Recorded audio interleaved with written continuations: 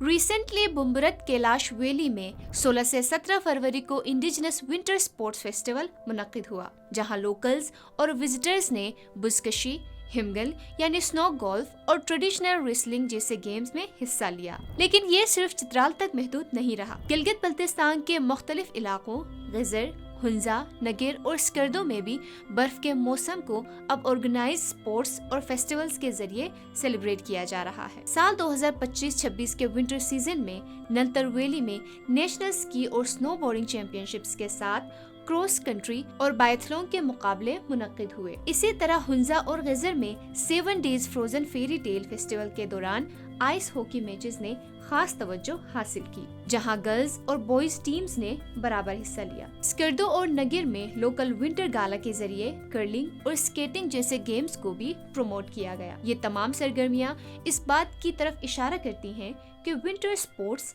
अब सिर्फ लिमिटेड या सिंबॉलिक एक्टिविटी नहीं रही, बल्कि रीजनल कैलेंडर का मुस्तकिल हिस्सा बनते जा रहे हैं। पार्टिसिपेशन का दायरा बढ़ रहा है और इवेंट्स जियोग्राफिकली ज्यादा स्प्रेड हो रही हैं। अगर हम कुछ साल पीछे देखें तो 2020 से पहले large scale organise winter sport festivals कम देखने को मिलते थे। ये अलग बात है कि नलतर वैली में स्कीइंग का रिवाज 1958 से मौजूद है, लेकिन आइस हॉकी, आइस स्केटिंग और पब्लिक विंटर फेस्टिवल्स का स्केल रिसेंट ईयर्स में नुमाया तौर पर बढ़ चुका है। 2020 के बाद प्रोविंशियल टूरिज्म डिपार्टमेंट्स और लोकल एडमिनिस्ट्रेशंस ने विंटर टूरिज्म को मुनज़्ज़म तौर पर डेवलप करना शुरू किया। ट्रेडिशनल विंटर गेम्स को ऑर्गेनाइज स्पोर्ट्स फेस्टिवल्स की शक्ल दी गई ताकि यूथ एंगेजमेंट बढ़े, लोकल कल्चर प्रमोट हो और टूरिज्म का एक नया सीजन क्रिएट हो सके। इस रिवाइवल को इंटरनेशनल लेवल पर भी नोटिस किया गया। कराकोरम विंटर लूट 2022 में Canadian high commissioner to Pakistan Wendy Gilmour ने इवेंट में हिस्सा लिया और उन्होंने ये भी कहा कि पाकिस्तान में विंटर गेम्स का बेपनाह पोटेंशियल मौजूद है,